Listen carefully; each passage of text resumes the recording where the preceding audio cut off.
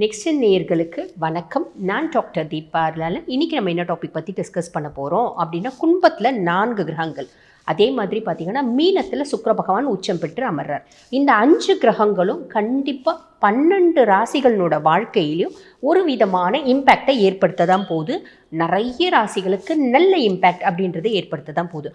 நல்ல இம்பேக்ட்னா எப்படிம்மா, நாங்கள் பெரிய ஆள் ஆகிடுவோமா, சட்டுன்னு பெரிய ஆள் ஆகிடுவோமா அப்படின்னு கேட்டால், அப்படி அந்த அளவுக்கு நம்ம சினிமாலாம் பார்ப்போம் பார்த்தீங்களா, ஒரே பாட்டில் பெரிய ஆள் ஆகிடுவாங்க.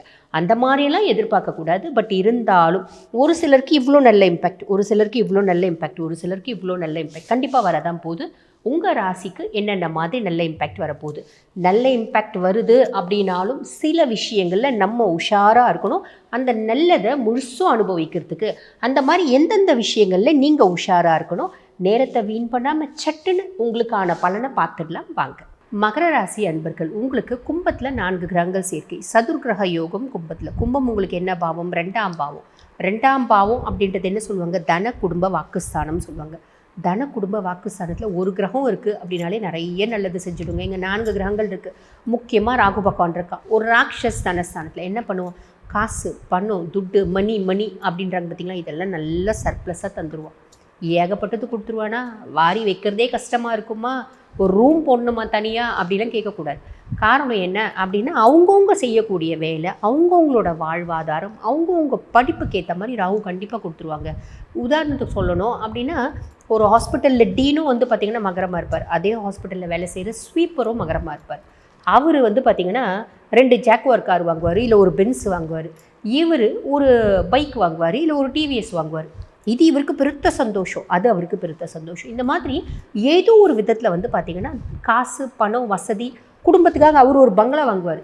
இவர் வந்து பார்த்திங்கன்னா ஒரு சிங்கிள் பெட்ரூம் ஃப்ளாட் வாங்குவார். இவருக்கு இது பெரிய விஷயம், அவருக்கு அது பெரிய விஷயம். அந்த மாதிரி அவங்கவுங்க வேலைக்கு ஏற்ற மாதிரி ஏதோ ஒரு விதத்தில் எனக்கு கையில் காசு நடமாட்டம் இருக்குப்பா அப்படின்ற ஒரு அமைப்பு. பெருசாக காசுக்கு பிரச்சனை இல்லையா, காசுக்கு பஞ்சம் இல்லையா, நல்லா இருக்கையா அப்படின்ற ஒரு அமைப்பு. 7 நாட்டு சனியில் எவ்வளோ கஷ்டப்பட்டுட்டீங்க, இப்போ அந்த அளவுக்கு இல்லை, நல்லா இருக்குது. இந்த நல்லா இருக்குன்ற வார்த்தையை யார் கொடுப்பா அப்படின்னா, தனஸ்தானத்தில் இருக்க ராகு கொடுப்பான். அதே மாதிரி நிறைய பேர் வெளிநாட்டு கரன்சிஸை கையாளக்கூடிய பிராப்தம், வெளிநாடு போகிறதுக்கான பிராப்தம் மகரத்துக்கு உண்டு. ராகு குடும்பஸ்தானத்தில். நெகட்டிவ் என்ன? குடும்பத்தில் பெருசாக அந்யோன்யம் அப்படின்றது இருக்காது. வீட்டில் 4 பிள்ளைங்க இருக்குன்னா 4 சைடு ஃபோனை வச்சுட்டு இருக்கோம். இப்போ நம்ம அதை தானே வந்து யூஸ்வலாகவே பார்க்குறோம். எல்லா ராசி பிள்ளைங்களாக இருந்தாலும் ஒரு ரெஸ்டாரண்ட்டுக்கு போனோம் அப்படின்னா, அப்பா அம்மா 2 பிள்ளைங்க இருக்குது, 2 பிள்ளை 2 ஃபோன் வச்சுங்குது. அப்பா ஒரு சைடு ஃபோன் வச்சுக்கிறார், அம்மா ஒரு சைடு ஃபோன் வச்சுக்கிறாங்க.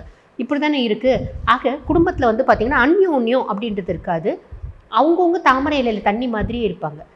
பெருசாக ஒருத்தவங்ககிட்ட அன்பாக பழகிறாங்களா இருக்காது. காரணத்துக்காக பழகுவாங்க, காரியத்துக்காக பழகுவாங்க. அந்த மாதிரி ராகுனோட காரகத்துவம் அப்படின்றது இருக்கும். அது பெருசாக கவலைப்பட வேண்டாம். இப்போ காலமே அப்படி தான் இருக்குது. லெட் இட் பி அப்படின்ற மாதிரி விட்டுருங்க. அதுக்கப்புறம் 2ஆம் பாவத்தில் சூரியன். உங்களுக்கு உங்கள் குடும்பத்தில் சொல்வாக்கு செல்வாக்கு அதிகரிக்கும். ஓவராக டாமினேட் பண்ணக்கூடாது. மரியாதை கொடுப்பாங்க, சொல்கிற பேச்சு கேட்பாங்க, எல்லாமே செய்வாங்க. ஓவராக டாமினேட் பண்ணக்கூடாது. உங்களோட ஆக்கப்பூர்வமான எனர்ஜி, சிந்தனை, அறிவாற்றலை வச்சு குடும்பத்தில் இருக்க பிரச்சனைகளை சார்ட் அவுட் பண்ணிடுவீங்க. இதெல்லாம் ப்ளஸ். நம்ம வந்து நான் சொல்கிறதா நீங்கள் கேட்கணும் அப்படி நீங்கள் சொல்லக்கூடிய பர்சனாலிட்டிஸ் கிடையாது. இருந்தாலும் சொல்கிறேன், சரிங்களா? இது மார்ச் மாதம் 15ஆம் தேதி வரைக்கும் ஆளுமை அதிகரிக்கும். சரி, ஓகேங்களா? ஓவராக வந்து பார்த்திங்கன்னா நம்ம சொல்கிறது தான் மற்றவங்க கேட்கணும் அப்படின்னு அடமெண்ட்டாக இருக்கிறது அது வேண்டாம். இந்த மார்ச் மாதம் 15ஆம் தேதிக்கு அப்புறம் சூரியன் மீனத்துக்கு போகிறார். மீனம் உங்களுக்கு என்ன பாவம்? 3ஆம் பாவம். இளைய சகோதரர் தைரியஸ்தானத்தில் சூரியன்.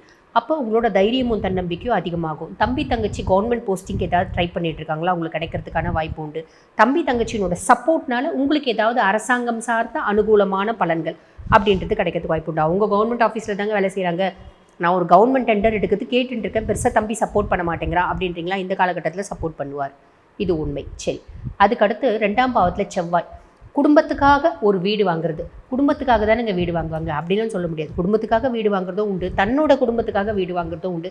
இந்த காலகட்டம் தன் மனைவி மக்களுக்காக. நீங்கள் வந்து பார்த்திங்கன்னா மகர ராசி ஜென்ஸாக இருக்கீங்க அப்படின்னா, உங்கள் மனைவி குழந்தைங்களுக்காக ஒரு வீடு வாங்குவீங்க. ஆல்ரெடி எங்களுக்கு சொந்த வீடு தாங்க, இப்போ திருப்பி புதுசாக ஒரு வீடு வாங்குறதுக்கு, ஒரு தோப்பு துறவு வாங்குறதுக்கு, இந்த மாதிரி நிறைய வந்து நிலப்புலம் வாங்குறதுக்கு, இந்த மாதிரி நிறைய வாய்ப்பு அப்படின்றது உண்டு.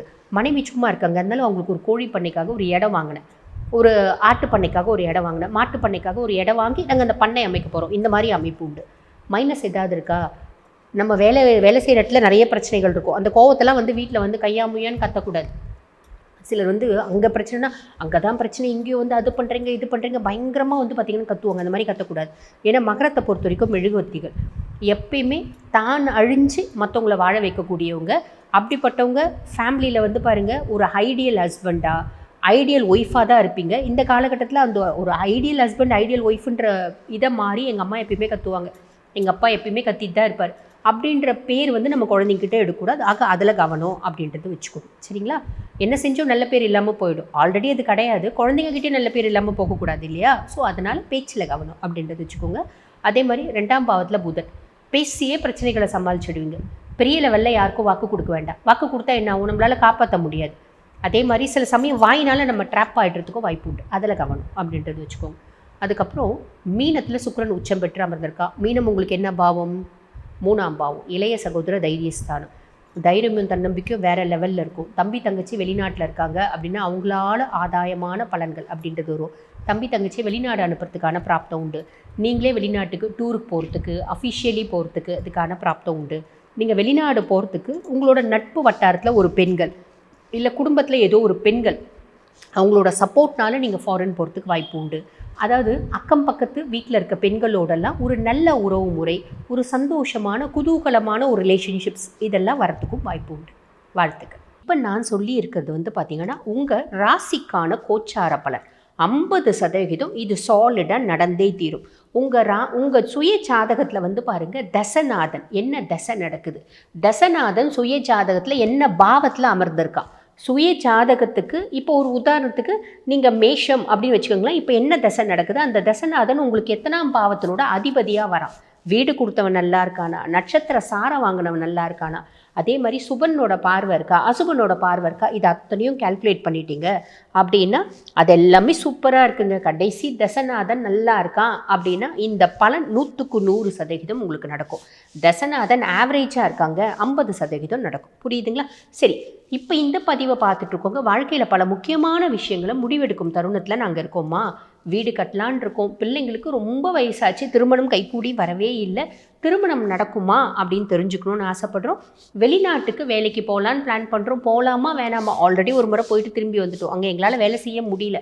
வீடு கட்டுறதுக்கான வழியும் வாய்ப்பும் இருக்கா. எத்தனையோ முறை வீடு கட்டுறதுக்கு பிளான் பண்ணோம், அது வந்து நடக்கிறதுக்கான எந்தவித அறிகுறியும் தெரியல. இப்படி பல விஷயங்கள் பல கேள்விகள் ஒவ்வொரு மனுஷங்களுக்கும் இருக்க தான் செய்யும். அந்த மாதிரி உங்களோட பல கேள்விகளுக்கு தீர்வு எது அப்படின்னா உங்கள் சுய ஜாதகம். உங்கள் சுய ஜாதகத்தை பார்க்கணும், ஒரு டீட்டெயில்டு அனாலிசிஸ் பண்ணிக்கணும் அப்படின்னு விருப்பப்பட்டீங்க, என்கிட்ட பார்க்கணும் அப்படின்னு விருப்பப்பட்டீங்கன்னா நான் பேசிகிட்டு இருக்கும்போது என்னோடய வாட்ஸ்அப் நம்பர் கொடுத்துருப்பாங்க. அந்த வாட்ஸ்அப் நம்பருக்கு கால் பண்ணி அப்பாயின்மெண்ட் ஃபிக்ஸ் பண்ணி என்கிட்ட பேசிக்கலாம். தேங்க்யூ.